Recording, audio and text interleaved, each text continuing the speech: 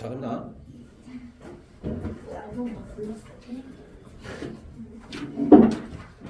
자, 우리가 지금 볼 거는 고체 전도성을 볼 건데, 고체 전도성을 보면 자, 전도성이 뭐야? 전도성.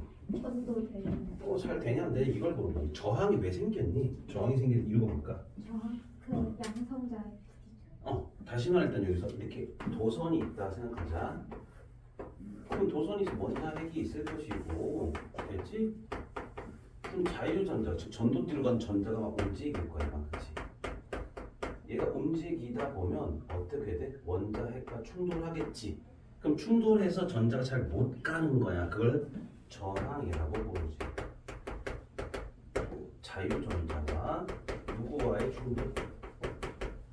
누구와의 충돌? 자유전자 누구와의 충돌? 누구? 원자 핵과의 충돌에 의해서 만들어진 게 좋아. 다시 한번 자유전자 원자 핵과의 충돌에 의해서 만들어진 게 저항이라고 얘기하죠. 됐어요? 그럼 이게 누구야? 일단 저항이라고 보는 거. 근데 중요한 건 저항을 이렇게 해서 그럼 잘 봐봐. 내가 저항이라고 하는 건 자 A분의 L이라고 해요. A가 뭐야? 단면적이고요. L이 뭘까? 그렇지, 길이가 되겠죠. 그럼 여기서 여기가 단면적이 될 거고 길이가 이게 L이 되겠죠. 됐습니까? 그럼 얘들아 이 상태가 되는데 여기서 내가 하나 집어넣을 거고 이걸 집어넣을 거 어떤 기호를 넣을 거. 로우라고 읽어줘.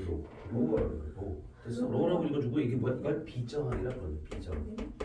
로우라고 읽어줘. 로우. 로우라고 읽어준다. 됐어? 근데 비정은 뭘 얘기해? 물질이 가지고 있는 고유의 저항 값을 보고 우리가 비정이라고 불러요. 그러니까 다시 말하면 원자핵의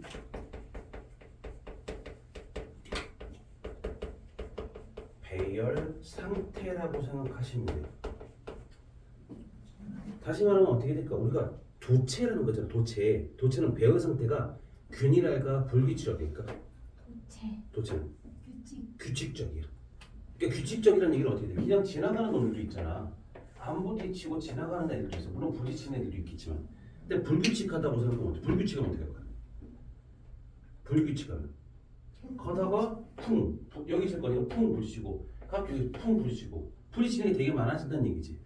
그러니까 규칙적이면 비정이 작은 거고 규칙적이지 않으면 비정이 큰 거야라고 얘기를 하는데 도체가 어떻게 돼? 도체는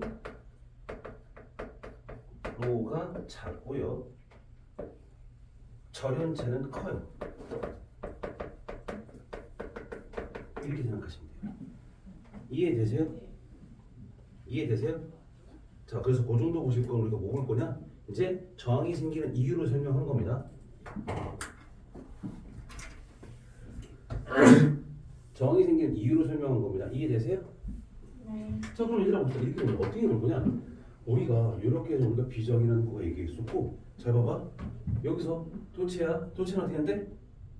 여기 있던 전자가 조금 받아서 가면 되고 반도체는 좀 더 가면 되고 얘는 굉장히 많이 가야 된다 했었지. 그래서 밑에 있는 거 봅시다. 첫 번째 자유전자부터 보자. 자유전자. 에너지를 얻어 전도띠로 전이된 전자를 자유전자라고 불러요. 두 번째 양공. 전자가 전도띠로 전이하고 원자과 띠에 남는 플러스 성질 부분을 얘기하죠. 전자가 없어져서 상대적으로 플러스의 성질을 띠고 있을 뿐입니다 라고 얘기해요. 양공. 됐습니까? 다시 한번 누구라고? 플러스의 성질을 띠고 있다 라고 생각하시면 되겠죠. 됐습니까? 자, 밑에 보시면 도체는 도체. 약간의 에너지만으로도 다수의 전자가 전도띠로 이동이 가능한 걸 보고 도체라고 부르고, 절연체는 어떻게 돼? D팀이 엄청 넓어요. D팀이 엄청 넓다는 얘기는 뭐지? 그렇지, 가기 힘들다. 에너지를 엄청 많이 흡수해야만 갈 수 있다. 그러니까 에너지를 엄청 많이 흡수해야 되는데 흡수하기가 쉽지 않으니까 어떻게 된다? 잘 안 된다. 전도띠로 안 가니까 전기도 잘 안 흘러요 라고 생각하시면 되죠. 근데 반도체는요, 절연체에 비해서 D팀이 좁아서 적당한 에너지를 흡수할 경우 전도띠로의 전자 이동이 가능하다. 이해되세요? 여기까지? 자, 그 정도 보시면 되겠고요. 자, 나머지 거는 뭐 일단 도체, 절연체, 반도체 설명드렸고요. 전기, 전도도 이제 요거 볼 거야. 저항이 생기는 이유가 설명했죠, 얘들아. 그럼 여기서 전기 전도도가 뭐야? 이걸 보자. 전기 전도도. 얘는 뭐라고 읽어줘요? 세모. 세문 아니고 귀여운데 이렇게 써주거든요. 근데 그냥 이렇게 그냥 씁니다. 근데 토우라고 읽어줘. 토우. 토. 토우. 됐어? 몰라 돼. 그러니까 전기 전도도가 뭐만 알면 돼. 전기 전도도가 봐. 전기가 잘 통하니? 이걸 물어보는 거야. 전기 전도도. 전기가 잘 통해? 라고 물어본 거야. 도체는 전기 전도도가 좋을 거다 볼까? 좋겠지. 근데 저런체는 전기 전도도가 안 좋겠지. 그래서 그렇게 생각하는 건데 전기 전도도는 누구야? 로분의 1이라고 얘기해. 그러니까 비정과 전기 전도도는 반비례 관계라는 얘기죠. 비정이 크면 어떻게 돼? 전기 안 통하지. 정이 크다는 얘기니까. 그럼 비정이 크면 전기 전도도가 낮아질 수밖에 없잖아. 그럼 당연히 때 반비례 되는 거죠. 그래서 요거 하나만 변형시킬게요. 어떻게 돼? 로우는 어떻게 됩니까? L분의 RA죠? 그거 대입시킵시다. 그럼 얼마 됩니까? 이렇게 되겠죠? 얘들아, 길이가 갑자기 도선이 막 바뀌진 않잖아. 도선이 단면적이 바뀌진 않지? 그럼 누구야? 똑같다는 가정에서 저항에 따라서 전기 전도도가 달라져요. 이 소리가 나는 거죠. 됐습니까? 이 정도 보시면 돼요. 자, 20페이지 설명 다 한 거고 21페이지 갑니다. 여러 가지 고체 물질의 전기 전도도는 원자의 종류, 결정 구조, 주변 온도, 불순물의 포함 정도에 따라서 전기 전도도가 좀 달라질 수 있습니다. 까지 보시면 돼요. 됐습니까? 대략적으로 니네 시험 보면 이제 중간고사 1학기 기말고사까지 다 끝난 거예요 지금. 대략적으로 됐죠? 다 끝난 상태. 그러니까 요거 전까지 될 겁니다. 대략적으로. 우리 지난번에 했던 거기까지가 시험 보니까 나옵니다. 자, 밑에 보시면 뭐 그림같이 연필심의 전지, 전류계, 전압계를 연결한 후에 전류와 전압을 측정했더니 결과가 다음과 같다. 같은 방법으로 여러 가지 물질의 전기 전도를 측정하고 비교해보자라고 했어. 이거 보신 겁니다. 그랬더니 어떻게 된대? 뭐 연필 전기 전도도를 계산을 다 해봤어. 그랬더니 어떻게 되니? 전기 전도도는 3.3 곱하기 10의 세제곱 정도가 되지. 그럼 얘기 전기 전도도가 좀 높은 편이야, 낮은 편이야? 중간 정도가 돼요. 그 중간. 자, 그래서 무슨 소리야? 밑에 보면 여러 가지 물질의 전기 전도도 나와 있지. 자, 은과 구리, 알루미늄, 철로가 있을 거야. 네. 10의 7제곱 정도가 되는 거니까 숫자 큰 거잖아, 얘들은. 그럼 전기 전도도가 크다라는 얘기는 전기가 되게 잘 통한다는 얘기죠. 그럼 얘네들은 도체가 되는 거죠. 근데 유리나 고무 볼래? 유리나 고무? 10의 마이너스 15제곱, 14제곱 이러잖아. 되게 작은 거지. 그러니까 전기 안 통한다는 얘기야. 근데 저만음과 규소는 어떻게 돼? 저만이. 적당히. 적당히. 이게 반도체가 되는 거잖아. 그러니까 반도체 같은 경우 누구야? 적당히 흘러가요. 이 정도까지 보는 거죠. 됐습니까? 밑에 전기 전도도 비교로 되는데 연필심과 비교할 때 금속 물질은 전기 전도도가 크고 절연체나 반도체는 전기 전도도가 좀 작습니다. 라고 해서 얘들아, 연필심은 주성분이 뭐야? 흑연. 흑연은 전기가 통한다 안 통한다? 통한다. 지난번에 뭘 했었어? 공유기란 물질 하면서 이제 배울 거야. 알았지? 화학에서 공유기란 물질 배울 거야. 알았지? 그러니까 얘기를 했다 생각했는데 말을 하다 보니까 안 했다는 생각이 딱 들어서. 대체 그 정도 보시면 되겠고요. 근데 얘들 같은 경우는 일단 뭐 흑연 같은 경우는 그것 때문에 그래. 봐봐. 흑연 어떻게 써? 시. 육각형 구조를 이루고 있다. 그럼 여기서 어때요? 벤젠. 얘가 벤젠은 아니고요. 벤젠 같은 경우는 다른 구조. 벤젠처럼 생긴. 벤젠은 육각형 구조가 이루긴 하지만 걔는 공명 구조라고 얘기해서 왔다 갔다 좀 변하고요. 근데 얘가 탄소가 하나, 둘, 세 개 공유결합하죠? 원자가 전자 몇 개? 네 개? 그럼 여기서 남는 전자가 하나 있죠. 얘 때문에 전류가 흘러가요. 자유전자처럼 행동하기 때문에. 그러니까 흑연은 전기가 움직이는 전자가 있어. 그래서 전류가 흘러가긴 해. 근데 아주 잘 되는 건 아니야. 됐죠? 그래서 우리가 왜 그 전구에 전구 말고 필라멘트 말고 전구에 샤프심 있잖아. 샤프심을 좀 끝을 약간 갈아야 돼. 집게로 집은 다음에 전구 달고 건전지를 넣으면 전구에 불이 켜져요. 대신 얘가 어떻게 돼? 샤프심이 빨개지죠. 왜 빨개질까요? 열이 발생되니까. 자, 아무튼 어찌됐든 간에 일단 도체, 전원체, 반도체 설명을 다 드렸고요. 밑에 됐죠? 이해되셔요? 네. 근데 밑에 가면 도체의 온도와 전기 전도도라고 되실 거예요. 자, 비저항은 물질의 온도에 따라 변하는 물질의 특성입니다. 대체로 금속과 같은 도체는 온도가 증가할수록 비저항이 증가하지만 반도체는 온도가 증가하면 비저항이 감소합니다. 즉 도체는 온도가 올라갈수록 전기 전도도가 감소하고 반도체는 온도가 올라갈수록 전기 전도도가 증가됩니다. 얘들아, 잠깐만. 고체의 경우는요. 우리가 도체이지 도체의 경우는요. 온도 올라가면 뭐가 커져요? 비저항이 커집니다. 즉 저항이 커진다는 얘기예요. 왜 그럴까요?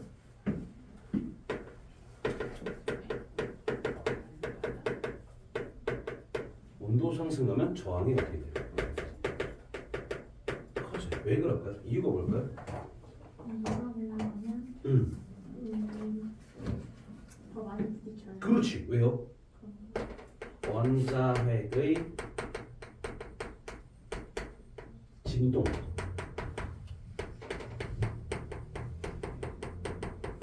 됐죠? 나 보세요. 원자핵의 진동이 커져요. 그럼 뭐야? 자유전자와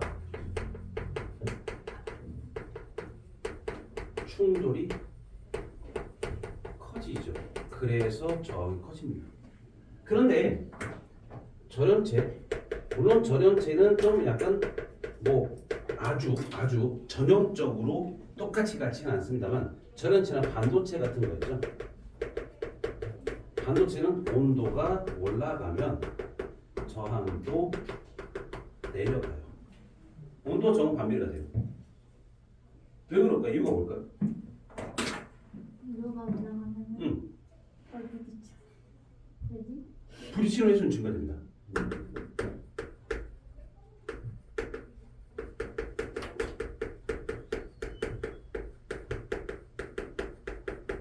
왜 그럴까요? 자, 아까 전에 했던 원자가 T, 전도 T 이런 걸로 생각 한번 해보세요. 왜 그럴까요? 신발 양말이 좀 안 좋은가? 발을 디딜 때마다 이상한 소리가 나. 소리가 있다. 이상하게 신발 벗고 싶을까? 아, 신발 벗고 싶네. 자꾸 이상한 소리가 나. 왜 그러지? 됐어. 충돌에서는 증가해요. 맞아요. 근데 문제는 뭐가 될까? 자연자가 많아져요. 왜 많아질까요? 에너지를 그렇지. 다시 말하면 뭐야? D 틈 이상의 에너지를 흡수해서 뭐가 될까? 자유전자가 많아진다라고 하는 거죠. 됐습니까? 충돌에서는 증가하지만 T틈 이상의 에너지를 흡수해서 자유전자가 많아집니다. 그래서 충돌에서가 많아짐에도 불구하고 저항이 오히려 작아집니다 라고 해요. 무슨 말인지 이해되십니까? 거기까지 보시면 되겠고요.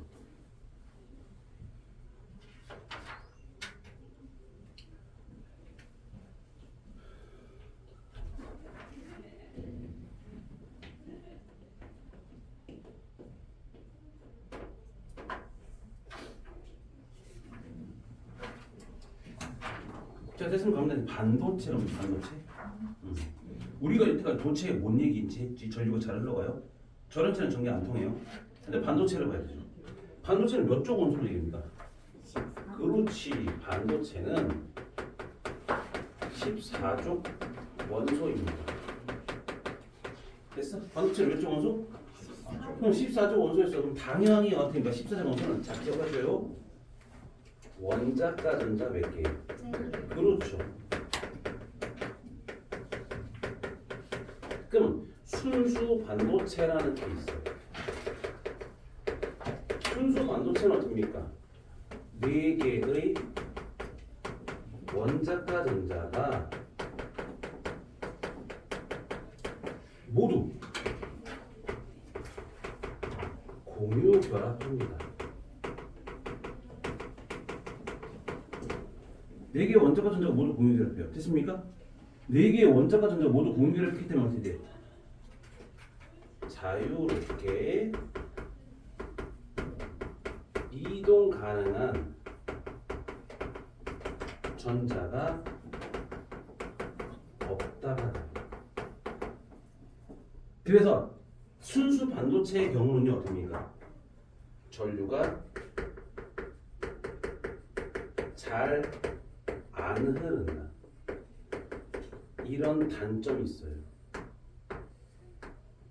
됐습니까? 전류가 잘 안 흐른다는 단점이 있습니다. 이해되세요? 그러면 이걸 해결하기 위해서 어떻게 될까? 이걸 해결하기 위해서 뭔가 넣어야죠. 그걸 보고 우리가 도핑이라는 과정을 합니다. 도핑. 됐어요? 왜?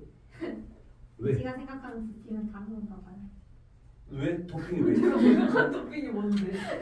사실 말하면 우리가 운동선수들 같은 경우는 뭐 금지약을 먹잖아. 네. 그럼 도핑 테스트를 하죠. 네. 그러니까 원래 일반적인, 그러니까 정상적인 아무것도 먹지 않은 사람이 운동 경기를 하는 동일한 조건에서 운동을 하는 게 맞는데 금지약물을 먹음으로 인해서 금지약물 같은 경우 남성 호르몬 이런 것들이야. 그러니까 갑자기 근력을 뭐 증가시킨다든지 이런 거였으니까 불순물 먹었어 안 먹었어 이걸 물어보는 게 도핑 테스트예요. 그러니까 도핑이라는 과정 자체는 불순물을 포함시켜서 저 순수 반도체의 단점을 보완시키는 거죠. 순수 반도체의 단점이 뭐랬어? 전기가 통한다 안 통한다? 안 통하죠. 그러면 어떻게 돼? 순수 반도체가 잘 봐. 규소가 있을 거야. 규소가 순수 반도체라고 보실게요.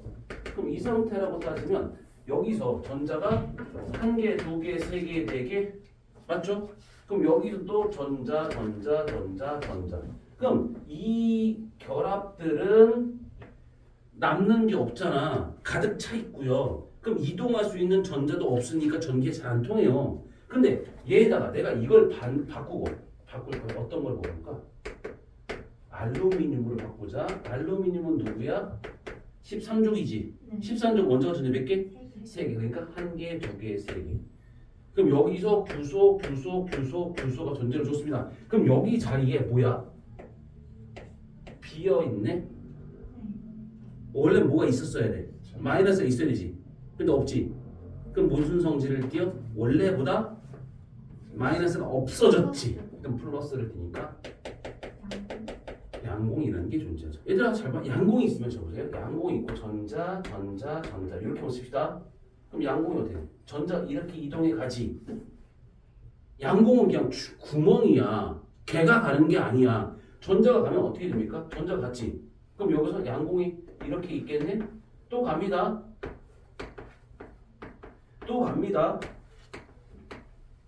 이렇게 돼. 즉 양공이 이렇게 이동하는 것처럼 보이죠. 실제로 전자가 이동했지만. 네. 맞아요? 자 보세요. 원래대로라면 우리는 뭐였어? 전자가 움직일 수 없을 정도로 꽉 채워 있어서 전자가 안 움직인 거야. 근데 이제 어떻게 돼? 양공이 존재하니까 비어 있네. 움직일 수 있는 공간이 생겼네. 그러니까 전류가 흘러가는 거죠. 무슨 말인지 이해되니?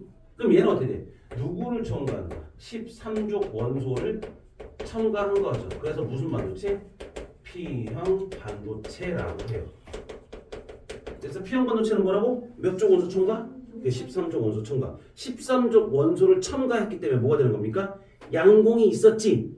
그럼 그 빈자리로 인해서 전자가 움직일 수 있어. 우리가 보기에는 뭐처럼 보여? 전자가 움직이는 것처럼 보이는 게 아니라 양공이 움직이는 것처럼 보이죠? 그래서 얘는 전하 나르게로서 누가 쓰여? 양공이 쓰여요. 즉 전하가, 즉 전류가 누구 때문에 흘렀다? 양공 때문에 흘렀구나라고 보는 거라고. 이해되세요? 자, 두 번째 누구야? 규소 똑같이 쓸 건데 누구를 쓸 거야? 나는 인을 쓸 겁니다. 한 개, 두 개, 세 개, 네 개, 다섯 개. 한 개, 두 개, 세 개, 네 개. 됐어? 그럼 여기 뭐 있어? 여기 보니까 남는 전자가 있죠. 결합에 참여하지 않고 남는 전자가 있대. 얘들아 남는 전자가 있다는 게 뭔 소리야? 마이너스. 마이너스 이거 뭐야? 일단 얘는 내가 몇 족? 15족을 첨가를 한 거거든. 15족 원소를. 그럼 누구니? N형 반도체라고 불러요. 그럼 여기서는 좀 전에 여기서는 양공이 움직이는 것처럼 보이잖아. 근데 실제로 어떻게 돼? 얘가 누구처럼 행동할까? 그렇지. 자유전자처럼 행동해. 그러니까 뭐야? 자유전자처럼 행동했으니까 얘가 자유롭게 움직이는 애들이 있다는 얘기잖아. 그래서 전류가 흘러가요. 이렇게. 무슨 말인지 이해되세요? 전류가 흘러갑니다. 왜 흘러가요? 나는 결합에 참여하지 않는 전자가 남아서 자유롭게 움직일 수 있으니까. 이걸 자유전자라고 부르죠. 이해되세요?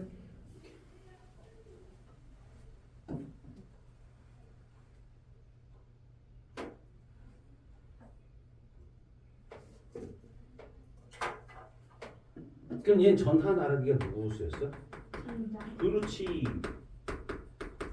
이게 전자가 쓰여요. 됐습니까? 자, 요렇게 보시면서 다시 간다. 그러면 여기서 누구였어? 얘처럼 만드는 이 과정을 보고 뭐라? 도핑이라 불렀다. 도핑. 도핑 뭐라고? 도핑. 도핑이라고 하는 것들은 불순물을 첨가했구나. 이 뜻인 거죠. 됐습니까? 불순물을 첨가했구나. 됐죠? 그 정도 보시면 되겠고요. 근데 밑에 보면 무엇입니까? 이제 보시면 우리가 반도체라는 걸로 설명을 다 했고요. P형 반도체, N형 반도체 설명드릴 건데 다시 한번 얘기할게요. 반도체 14족 원소를 말하면 4개의 원자과 전자가 모두 공유결합에 참가하기 때문에 전류가 잘 흐르지는 않습니다. 그리고 전류가 잘 흐를 수 있도록 13족 혹은 15족 원소를 첨가해서 불순물 반도체를 만들어요. 이걸 보고 도핑이라고 부르죠. N형 반도체입니다. 15족 원소를 도핑 처리해서 결합에 참여하지 않는 과잉 전자가 전류를 흐르게 하는 역할을 합니다. P형 반도체 13족 원소를 도핑 처리해서 결합에 참여하지 않는 양공이 전류를 흐르게 하는 역할을 해서 어떻게 됩니까? 얘는 P형 반도체 전류가 흘러가게 하는 거죠. 여기까지 이해되세요? 그런데 하나만 더 보면 돼. 밑에 보시면 P형 반도체, N형 반도체 다시 볼게요. 자, 여기서 뭐 있습니까? 원자과 띠가 있습니다.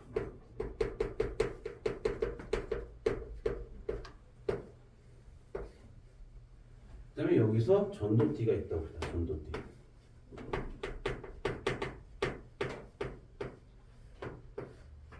원자과 띠가 가득 채워져 있어요. 얘는.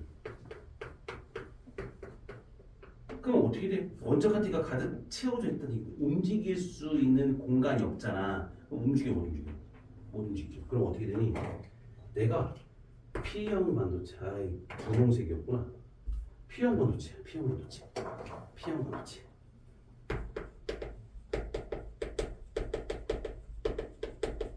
그럼 어떻게 돼?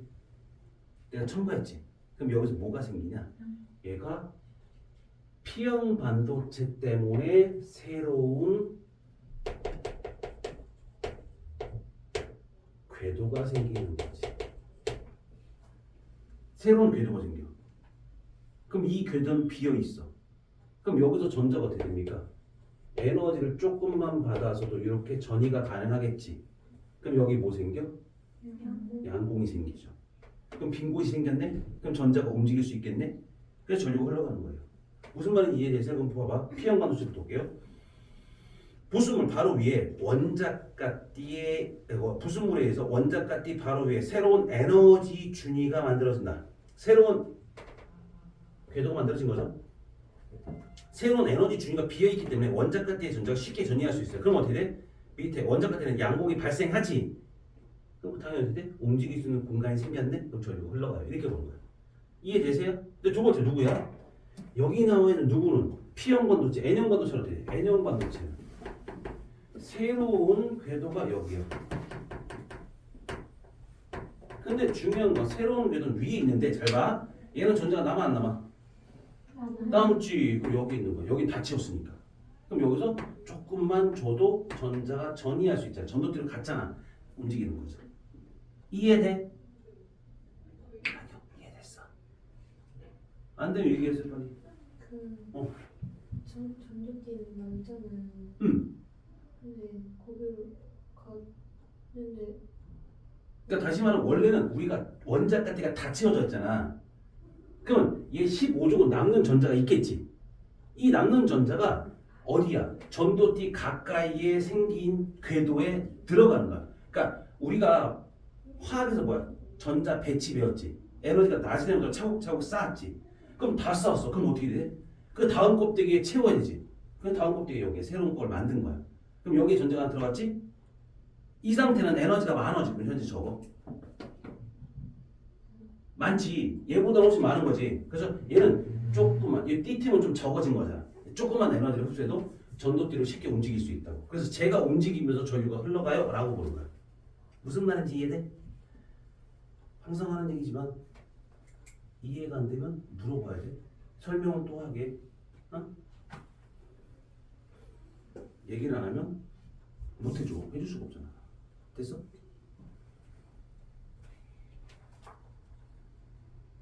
기억하시면 되겠고요. 그래서 봐봐 밑에 P형 N형 반도체 불순물에 의해 전도띠 바로 아래에 새로운 에너지 준위가 만들어진다. 원자가 띠가 완전히 채워져 있으므로 전자는 새롭게 만들어진 준위부터 채워집니다. 그래서 전자가 쉽게 전도띠로 전이될 수 있습니다라고 하는 거예요.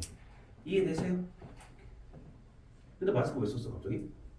코가 추웠어? 겨울에 마스크 쓰고 다니면 괜찮아. 덜 추워.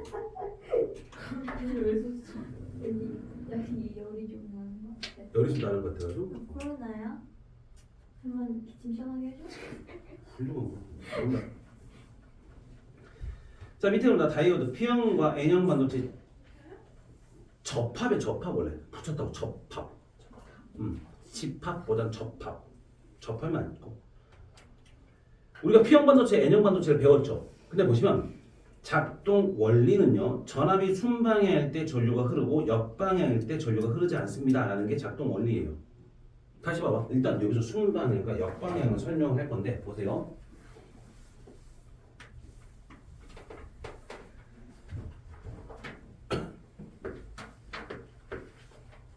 P형 반도체, N형 반도체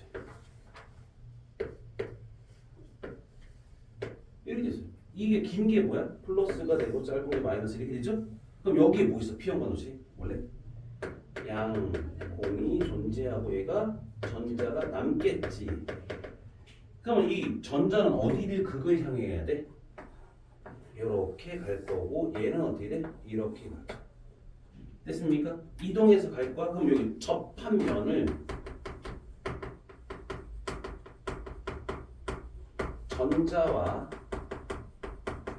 양공이 이동합니다. 따라서 전류가 흘러요 라고 하는 거지. 됐어요? 근데 역방향이라고 하는 것은 어떤 걸 얘기해요? 역방향. 그렇죠. P형 반도체, N형 반도체. 그럼 여기서 양공이 있을 것이고 전자가 있는데 전자는 이렇게 가죠. 양공은 이렇게 가죠. 그럼 접합면을 통과하는 게 있어요? 없어요? 접합면을 통과하는 입자가 없습니다. 그러니까 도선이 있을 때 딱 끊어버린 거하고 똑같은 형태입니다. 끊었으니까 당연히 전류 흘러가? 안 흘러가겠죠. 이해돼요? 자 그렇게 보시는 거예요. 그래서 여기서 누구야? 순방향일 때 이렇게 봐봐. 어디 연결한 거야? 여기서 P와 누가 연결했어? P와 플러스가 연결했고 N과 마이너스. 이걸 순방향이라고 얘기하죠. P와 마이너스 N과 플러스. 이게 뭐야? 역방향이라고 부르는. 됐습니까? 이 전류 흘러고요? 안 흐릅니다. 그럼 이 다이오드라고 하는 거 들어봐. 다이오드. 그래서 다이오드는 한쪽 방향으로만 전류가 흐르게 하는 정류작용을 한다.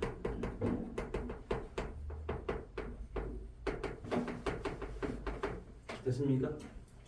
한쪽으로만 흘러가게 하는 정류작용을 한다.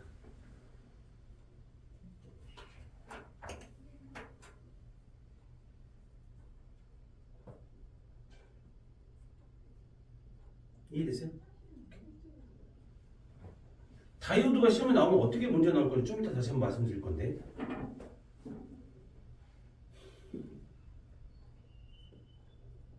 여기까지 이해되세요?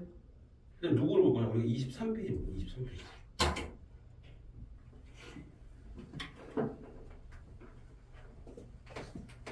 준비됐어요? 23페이지 맨 위에 보시면 뭐 있습니까? P형 반도체, N형 반도체 나와 있을 거고요. 만약에 이 순방향으로라는 얘기는 P형 반도체 양공이 전자 쪽, 전자가 있는 쪽으로 갈 거고요. N형 반도체에 있는 전자들이 양공 쪽으로 이동해서 서로 만나게 돼요.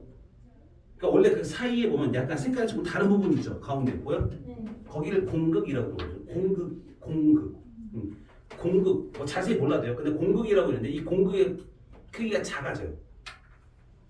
공극의 크기가 작아진다는 얘기는 왼쪽과 오른쪽의 전이차가 작아져. 전이차가 작아지니까 전류가 잘 흘러갈 수 있어요. 근데 역방향 걸으면 어떻게 역방향 걸리면 P형 반도체 양공은 마이너스 극쪽으로 이동할 거고 N형 반도체 플러스 전자들은 플러스 극쪽으로 갔지. 그럼 거기서 공극이라는 곳이 어떻게 좀 넓어져. 그럼 두 지점 사이의 전이 차이가 되게 커져요. 이동할 수 없을 정도. 그러니까 다시 말하면 담이 되게 높아졌다고 생각하시면 돼요. 담이 높아졌으니까 그걸 넘어가지 못하는 거잖아. 그러니까 전류가 안 흘러가요 라고 하는 거지. 이해되세요? 그래서 순방향이 걸렸을 땐 전류가 흘러가고 역방향이 걸렸을 때 흘러가지 않는다 라고 생각하시면 되겠고, 공극이 커져요 작아져요 뭐 이런 걸 물어보진 않아요. 뭐라고 생각하시면 돼요? 단순하게 순방향일 땐 전류 흘러요, 역방향일 때 흐르지 않습니다. 시험 문제 나오는 건 뭐야? 회로도를 줄 거야. 회로도를 줘서 P형 반도체인지 N형 반도체인지 알지 못하게 해서 니네가 찾으세요. 그런 문제예요. 좀 이따 문제 볼 겁니다. 자, 지금 봅시다. 문제 몇 번 정도 볼 거냐면 빠바밤 31페이지 16번 문제래요. 31페이지 16번. 16번 보세요. 16번. 풀어보세요. 아무 소리 안 났다. 나는 그림을 그릴 거고요. 너네들은 문제를 보세요.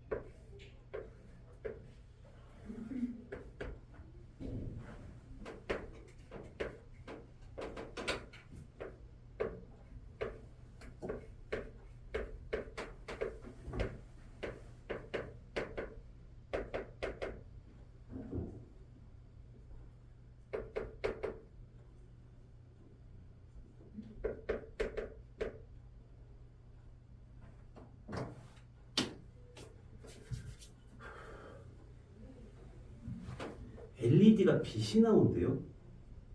빛이 나온다는 얘기는 뭔 소리예요? 전류가 흐르고 있다. 순방향이라는 얘기잖아. 그럼 여기는 A가 무슨 극이 됩니까? 플러스 극이 될 것이고요. B가 마이너스가 됩니다. 그렇죠? 일단 저건 해결됐고요. 일단 기억은 해결되네요. 그럼 니은 티귿을 보면 되겠죠. 민지 잘했어요? 응, 빨리 와서. 전구랑 LED랑 다른 거예요? 다르죠. 얘가 LED예요. 걔도 전구 아니에요? 전구 빛을 내긴 내는데 약간 다르죠. LED 같은 경우는 소비 효율이 훨씬 더 좋아요. 효율이 좋아요. 근데 전구 같은 경우는 뭐 백열등 이런 것들 같은 경우죠. 그러니까 이 효율이 좀 떨어지는 거죠. 약간 다르죠. 그러니까 얘는 니크롬선으로 쓰고 얘는 반도체로 쓰이는 건데 다르죠.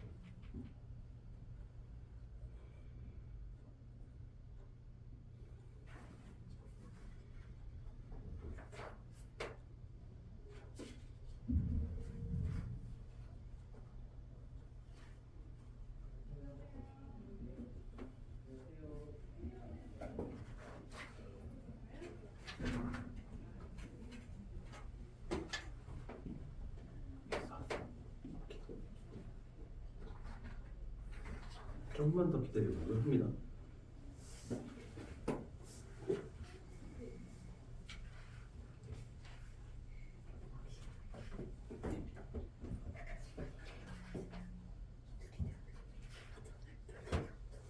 왜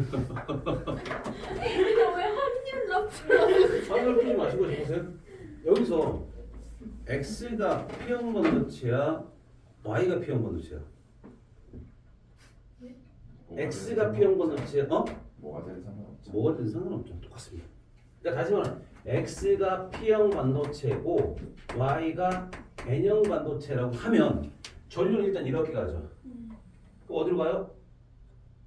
P가 연결된가 이렇게 가서 이렇게 갑니다. 이렇게 전류가 흘러가죠.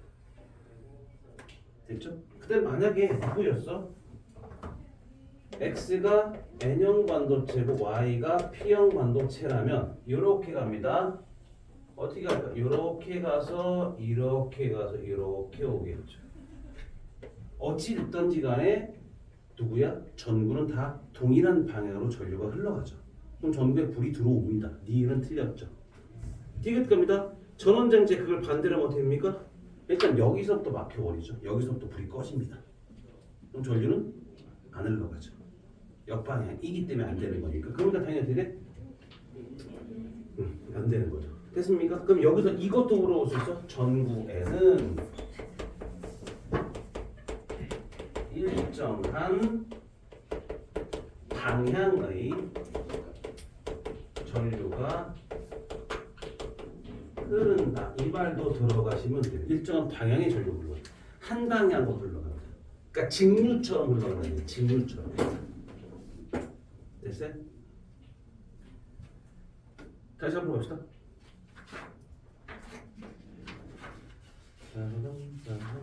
다 끝났네 이제 여기도 23페이지보다. 쓰시고 이제 넘어가시면 돼요.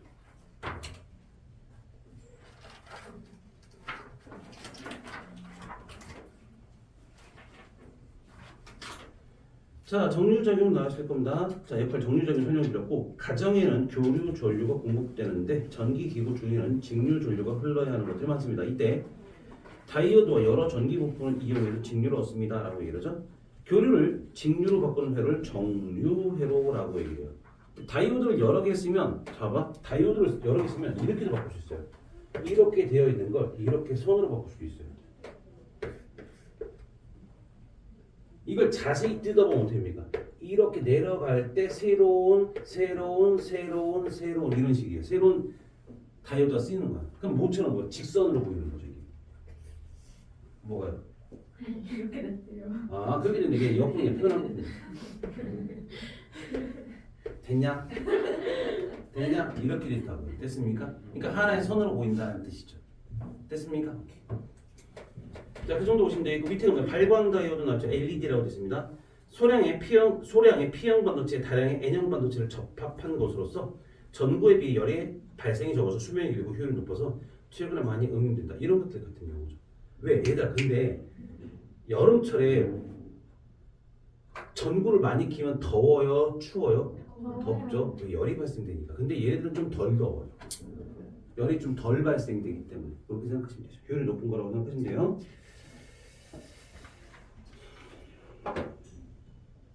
보고 이 정도 보시면 되겠고.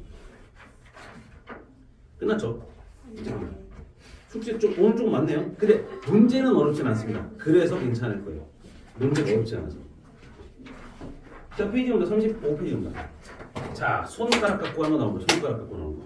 몇 가지를 합니다. 일단 어? 제일 싫어요. 근데 하셔야죠. 좀더 편하지 않아요, 선생님? 이렇게 쓰고 이렇게 하시나? 오른손만 딱 할 겁니다. 됐죠? 오른손만 할 겁니다. 다른 거 안 할 겁니다. 왼손. 자, 우리가 중학교 때 했던 내용을 잠깐 다시 한번 찍고 갑시다. 기억이 안 나. 설명하자고. 자석이 있죠? N극이 있을 것이고 S극이 있죠. 자석은. 그럼 여기서는 자기장이라는 말이 생깁니다. 자기장이 뭐예요? 자기력이 미치. 그렇지. 자기력이 미치는 공간이 그게 자기장이라고 불러요. 근데 자기장은 우리 눈에 보여요? 안 보여요? 안 보이죠. 그럼 자기력이라고 하는 힘도 보이지 않으니까 자기력 선이란 걸 가상으로 나타내요. 근데 우리가 실제로 볼 수는 없어도 있다는 건 확실하게 보시는 게 뭐냐면 종이에다가 밑에 몰라 자석을 놓고요. 그 위에 쇳가루를 뿌리면 동심원 모양으로 쇳가루가 쭉 형성이 되죠. 그것처럼 뭐야? N에서 나와서 S로 들어가요 라는 게 자기장이에요 라고 해요. 됐죠? 됐습니까? 그럼 여기서 자기장은 이걸 자기력선이라고 하는데 자기력선이 많을수록 뭐가 커져요? 자기장이 세집니다 라고 생각하시면 자기력선이 많을수록 자기장이 세다라는 얘기죠. 됐습니까?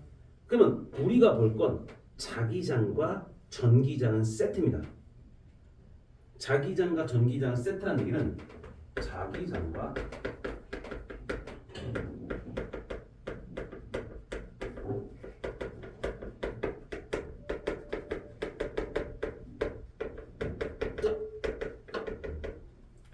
전기장을 유도하고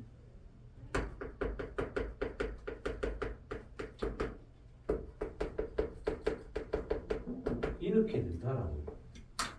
전기장이 생성되면 자기장을 유도한다라고 얘기해요. 그러니까 전기장과 자기장 어떻게 세트야?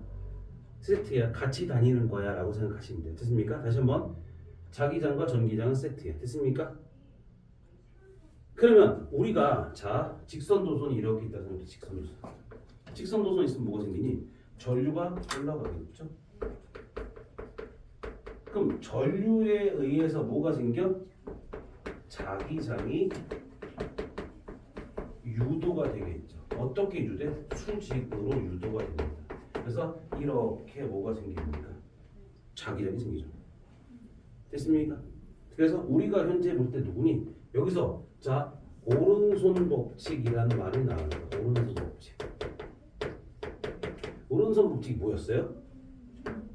엄지를 누구와 일치시켜요? 전류와 일치. 그렇지. 전류와 일치시키죠. 그럼 내 손가락이 무엇입니까? 그렇지. 내 손가락이 자기장이다. 감아지는 방향이야? 자기장의 방향입니다. 라고 해요. 이게 오른손 법칙이죠. 플레밍이 오른손 법칙이라고 얘기했었고요. 직선도선, 원형도선 다 상관없습니다. 됐습니까? 근데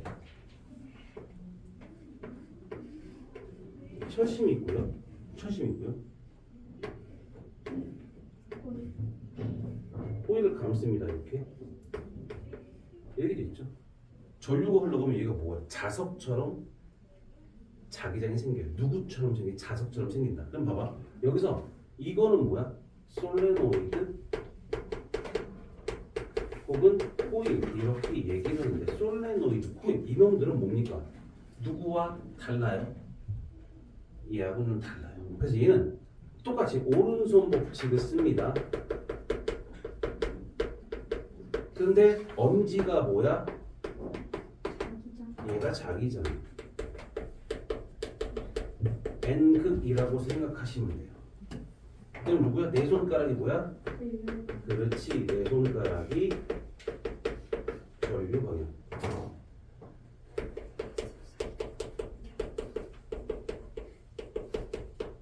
그럼 전류가 어떻게 되고 있어? 칠판처럼 들어가죠. 그럼 칠판처럼 딱 들어가는 걸로 자 보세요. 민지 보세요. 이렇게 들어가죠. 그냥 감아주세요. 반절 딱 하는 거. 그럼 어디 피면 무슨 극? N극. N극. 그럼 N극에서 나오는 거니까 얘는 자기장이 이렇게 해보는 거죠.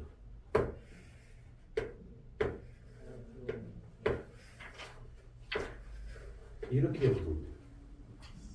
됐습니까? 이해되세요? 자, 그럼 여기서 누구야? 얘하고 얘가 똑같은 형태를 만들죠? 그러니까 이거는 누구야? 이건 전류가 흘러갈 때만 자석의 성질을 띈다라고 해서 전자석이라고 불러요. 됐습니까? 두 번째, 이렇게 N극, S극이란 누가 있습니까? 자석이 있고요. N극, S극이라는 자석이 있고요. 그다음에 도선을 요렇게 넣을 겁니다. 근데 x라고 할 거야. x라는 뜻은 잘 봐. 막긴 직선도 따봐봐. 직선도선 이렇게 놓은 거야. 이렇게. 직선도선 이렇게 놓은 거라고 이렇게. 전력 이렇게 들어가고 있고. 됐어? 다시 한번 봐봐. 어떻게 된가? 직선도선이지. 직선도선 이거. 이거를 이 상태로 놓은 게 아니라 이걸 이렇게 세워서 칠판 쪽으로 놓은 거라고. 민지 이해돼? 안 되면 다시 설명할까? 이해됐어? 자, 이 상태야. 그럼 이거야. x라는 뜻은 어떻게 돼? 봐봐. 앞으로 잘 나올 거야. x라는 뜻은 무슨 뜻이야? 들어가는 방향. 이를 얘기를 하고요. 점은 나오는 방향을 얘기해요. 됐어요? x는 뭐라고? 들어가는 방향. 점은 뭐야? 나오는 방향. 됐죠? 이 상태라고 보시는 거예요. 그럼 내가 지금 뭐 할 거냐? 잘 봐. 여기서 그러니까 자석에 의한 자기장이 이렇게 있겠죠. 됐어? 자, 그럼 또 나온다. 뭐 있어요? 자, 봐. 직선도선 있죠? 직선도선 엄지가 뭐랬어? 전류? 전류가 어떻게 있어? 니네 쪽으로 나오고 있어. 칠판 쪽으로 가고 있어. 칠판 쪽으로 가고 있지? 맞아? 아니, 이제 감아줘봐. 감아주면 이 상태. 그렇지, 맞아. 그러니까 들어가는 거 이렇게 나오는 거야. 맞아. 그렇지, 그렇게 하면 돼. 이게 편하겠지. 이게 편하겠지. 됐어, 근데 이 상태야. 그럼 여기서 어떻게 돼? 여기서 자기장은 얘가 이렇게 생길 건데 화살표. 맞죠? 그럼 여기는 어떻게 돼 있어? 여기는 같은 방향, 반대 방향. 같은 방향이야. 그러니까 어떻게 되니? 보강이 되는 거야? 상쇄가 되는 거야? 보강이 되는 거야. 그럼 얘는 뭐야? 상쇄가 되는 거지. 됐어? 잘 봐. 내가 뭐 할 거냐면 이렇게 할 거야. 잘 봐. 뭐 했어? 왜 저쪽으로 가? 내가 힘을 준 곳에서, 힘이 센 곳에서 약한 쪽으로 가겠지. 얘처럼 얘들도 어떻게 돼? 센 곳에서 약한 쪽으로 누가 이동해 갑니까? 도선이 이동해 갑니다. 이걸 보고 전자기력이라고 얘기를 해요. 됐어? 전기력과 자기력 이게 합쳐졌다 이 뜻이야. 됐습니까? 이거 전자기력 중학교 때 했던 내용 다시 한번 지금 먼저 하고 가는 겁니다. 그래서 전자기력이라고 하는 것들은 자 이제 오른손 갖고 오른손 갖고 똑같이 오른손이죠. 내 손가락을 뭐야? 얘는 자석의 자리잖아. 엄지를 뭐로 맞을까? 전류.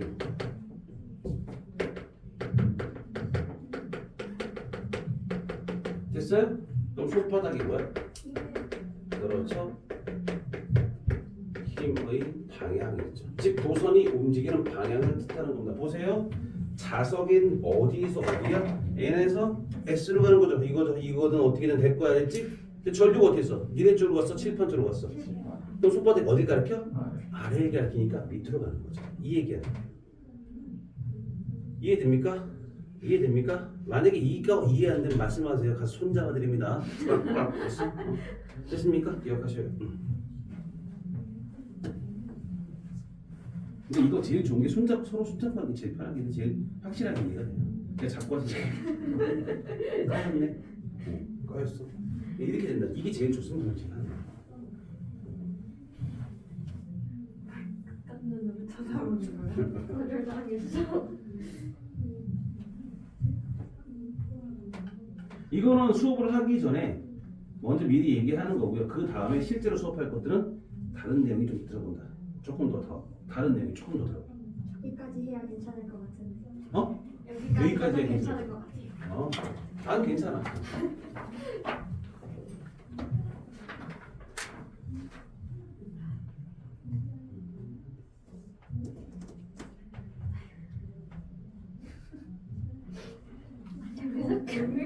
웃기게 숨을 쉬어 자꾸. 어이가 없네. 뒤에서 숨을 자꾸 일어나시려고. 어떻게 하면 숨이 웃기게 쉬었어? 조용히 쉬어 가슴을 좀. 아니 안 쉴게. 아가미를 활용해. 있어야 활용을 하지 않을까. 풀어줘.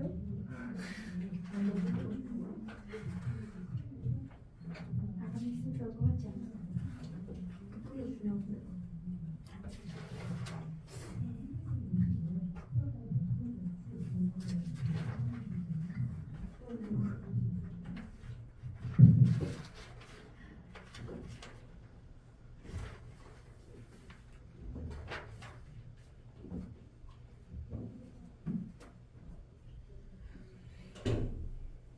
됐어요? 조금만 더 쓰세요. 급한 거 없습니다.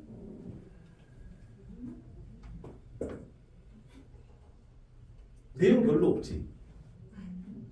아니 봐봐. 건이야 그 뒤에 내용 별로 없지. 우리 다 배웠던 거야. 통과해서 배웠던 거야.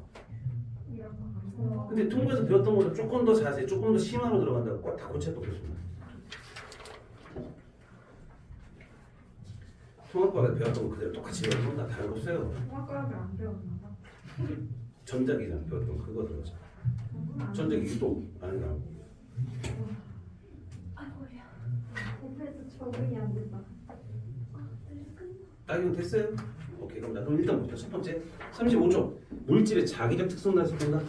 전류에 의한 자기작용이라고 되어 있을 겁니다. 보이세요? 네. 그러면 자기장과 자기력선 자기장의 모양을 선으로 나타낸 걸 자기력선이라 불러요. 자기력선은 N극에서 나와서 S로 들어갑니다. 됐죠?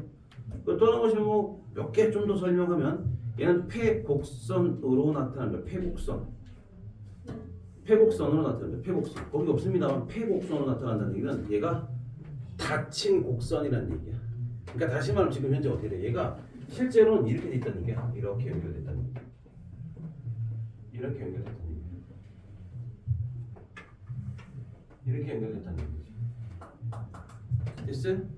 자, 그래서 어떻게 됩니까? 얘들 같은 경우는 닫힌 폐곡선으로 되어 있습니다라고 하고요. 그다음 또 하나 봅니다. 얘들 서로 겹쳐지거나 합쳐지진 않아요. 겹쳐지거나 합쳐지지 않고 중간에 끊어지지도 않습니다. 많으면 센 거고 적으면 약한 거. 뭐 이렇게 생각하시면 될 거고요. 됐죠? 됐습니까? 오케이. 그럼 우리가 지금 현재 뭐 있습니까? 자기장과 자기력선, 자기장의 모양을 선으로 나타내는 것, 자석의 N극에 나와서 S로 들어간다. 이 정도 보시는 거고요. 자기장의 세기는요, 자기선속의 밀도로 나타납니다. 라고 얘기해요. 자속이란 말이 나오거든요. 자속은요, 자기장의 수직한 단면적을 지나는 자기력선의 수를 우리가 자속이라고 불러요. 간단히 말하면 자속이라는 얘기는 얼마나 자기력선이 많니라는 거야. 밑에 두 번째, 자기장의 세기는요, 자기장의 수직인 단위 면적당 자기력선의 개수, 이게 자기장의 세기. 우리가 숫자로 말하면 뭐랬어? 세다로 썼지. 됐죠? 그러니까 어떻게 될까? 얘들 같은 경우는 자속 밀도라고 하는 거죠. 밀도. 자속, 즉 다시 말하면 어느 공간에 얼마만큼 많이 있니라는 걸 보는 거예요. 자, 전류에 의한 자기장입니다. 전류에 의한 자기장. 첫 번째 먼저 보실 거. 직선 전류에 의한 자기장. 방향은 오른손 엄지손가락이 가리키는 방향을 전류의 방향을 했을 때 나머지 네 손가락이 감는 방향을 보고 우리가 자기장의 방향이라고 얘기를 해요. 앙페르의 법칙이라고 그러죠. 자, 그럼 하나씩 쓰고 잠깐 지우고 갈게요. 직선도선에서는요. 직선도선에서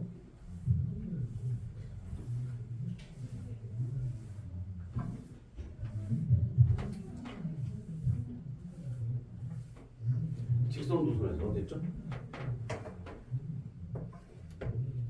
전류가 흘러가고 이렇게 자기장이 형성된다라고 했죠. 그럼 자기장은 누구 때문에 생겨요? 그렇지, 전류 때문에 생기죠. 전류 때문에 생겼잖아. 그래서 우리가 자기장의 세기 B라고 하는 것들은 어떻게 돼? K 곱하기 R분의 I라고 해요. 누구 때문에 생겼다? 전류 때문에 생기잖아. 그럼 여기서 거리가 멀수록 당연히 어떻게 돼? 약해질 것이고요. 가까울수록 세지겠죠. R분의 I라고 얘기해요. 이해되십니까? 여기까지? 그래서 일단 거기서 뭐 있습니까? 크기, 전류 비례하고 도선으로부터의 거리의 반비례입니다. B는 K 곱하기 R분의 I. K는 상수입니다. 그러니까 특별히 그렇게 중요하진 않습니다. 근데 보시면 자 이제 갑니다. 이제 할 게 많습니다. 아직 여기서도. 도선은 두 개죠. 그러면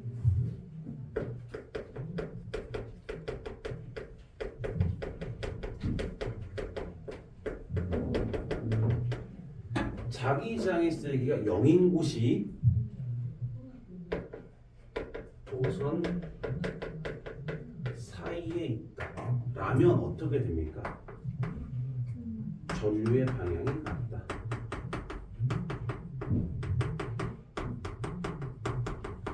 지난번에 뭘 했었어? 전기력 할 때 있잖아.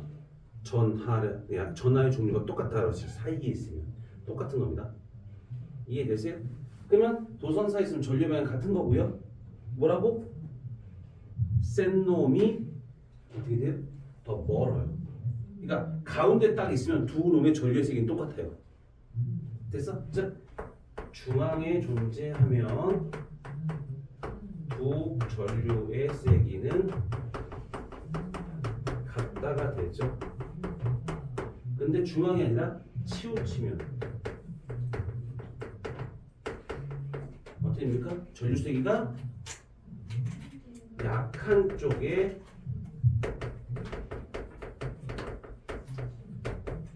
위치하게 됩니다. 어디에 치우치게 되면 약한 쪽에 치우치게 되면 약한 쪽에 치우치게 되는 거죠. 됐어요? 도선 사이입니다. 도선 바깥이 나면 어떻게 돼?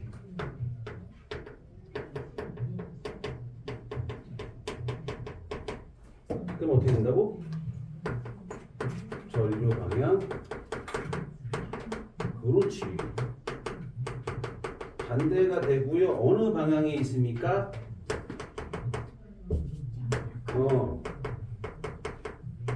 전류의 세기가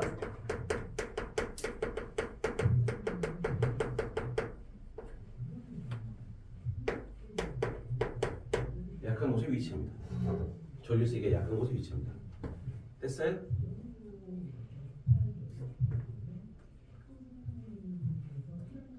문제가 나오는 경우들은 뭐 이런 경우죠. 만약에 여기를 중앙 R이라고 봅시다. 여기서 R인지죠. 이 I고 I가 된다고 봅시다. 위로 가고 아래로 간다고 봅시다. 여기서의 세기, 여기서의 세기 1번, 2번의 자기장의 세기는 몇 대 몇일까요? 이렇게 문제 잘 나오는 문제 중에 하나죠. 자기장의 세기 몇 대 몇? 이렇게 물어봅니다. 1번은 자 이거죠. 나오세요. 들어가죠. 들어갑니다. 얘 때문에 들어가죠. 들어갑니다. 이거 X죠. X 이렇게 됩니다.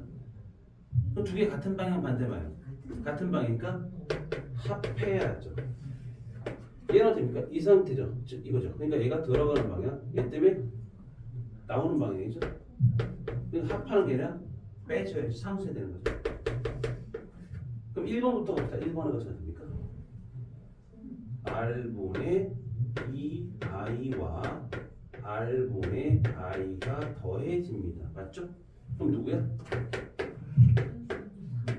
이렇게 되겠네. 자기장이 세게. 이해되세요? 나경이 안 되는 거 얘기하세요. 말씀. 이 내용지방 빨리 얘기해요. 왜 입이 대빨 나왔어? 백이 어디 갔어? 빼기는 여기서 빼줘야죠. 아 그럼 더한 것만 여기는 지금 현재 내가 1번과 2번을 각각 비교를 할 거거든요. 근데 1번을 보면 여기서 이게 A 도선이라고 생각하시고 B 도선 할게요. 그럼 A 도선에 의해서 이렇게 나와서 들어가지죠. 가운데는.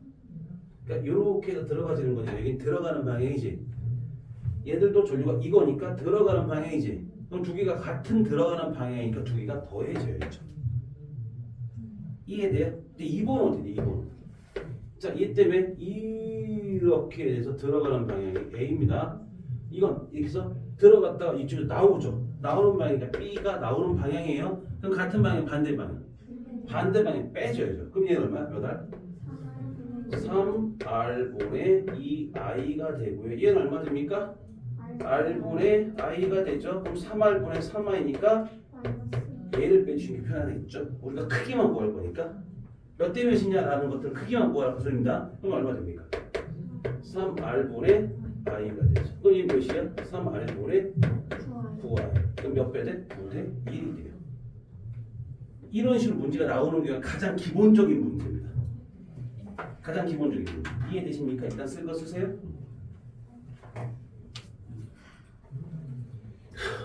힘들죠? 이따가 9시 55분에 끝냅니다. 이따 기본적으로 9시 50분에 끝낼 수도 있습니다. 내 마음입니다 오늘. 언제는 저희 마음이었나요?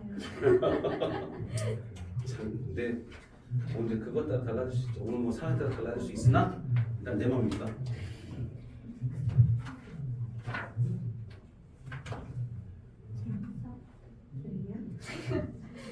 재밌어? 여기 있냐? 이거 맞지 않아? 말고 됐습니까? 일단 오늘 물리는 여기까지 진도 나갈게요. 다음 주에 요거 끝내고요. 그다음 다음 주에 파동 좀 들어갈 겁니다. 됐죠? 파동 들어가고 파동에서 굴절까지 들어가시면 됐고 그 다음에 전반사 끝나고 간섭. 다음 주에 간섭 전반사까지 끝낼 수 있겠네요. 다음 주에 전반사까지 끝내고 그다음에 간섭 입자성 끝내시면 되겠네요.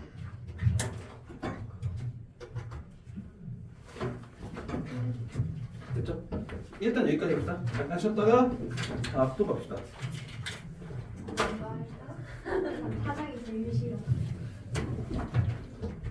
근데 파동이 생각보다 예전보다 훨씬 쉬워져서 그래요. 정말 괜찮아요. 나 마지막 단원이랑 맨날